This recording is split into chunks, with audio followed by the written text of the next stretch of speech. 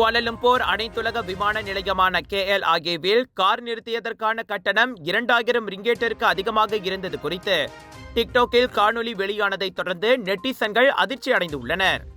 13 நாட்கள் தனது காரை KLIAவில் நிறுத்திய பின்னர் அங்கிருந்து வெளியேறிய போது கார் நிறுத்தமிடை கியோஸ்கில் அதற்கான கட்டணம் 2084 ரிங்கேட்டை காட்டிய போது தாம் அதிர்ந்துவிட்டதாக @yaya.tasha எனும் டிக்டாக் பயனர் காணொலி வெளியிட்டுள்ளார்.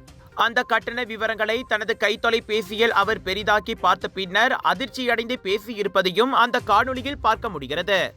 மற்ற இடங்களை விட விமான நிலையங்களில் கார் நிறுத்தும் கட்டணம் அதிகமாக இருந்தாலும் KLIAவின் கட்டணம் அளவுக்கு மீறியதாக இருப்பதாக பலர் தங்களது அதிருப்தியை வெளிப்படுத்தியுள்ளனர். KLIAவில் முன்பு நாள் ஒன்றுக்கு கார் நிறுத்த கட்டணம் 45 ரிங்கேட்டாக தான் இருந்தது.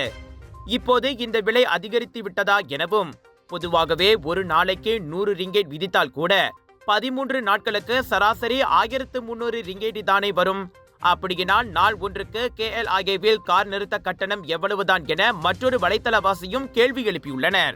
2084 ரிங்கேட் கட்டணம் விதிப்பது எந்த வகையில் நியாயம் என சிலர் தங்களது கோபத்தை வெளிப்படுத்தியுள்ள நிலையில், இன்னும் சிலர் கிராப்பில் விமான நிலையத்திற்கு சென்று வந்தால் கூட 200 ரிங்கேட் தான் செலவாகும், அப்படி சென்றிருந்தால் கூட பணத்தை மிச்சப்படுத்தி இருக்கலாம் என கிண்டலாக கூறியுள்ளனர்.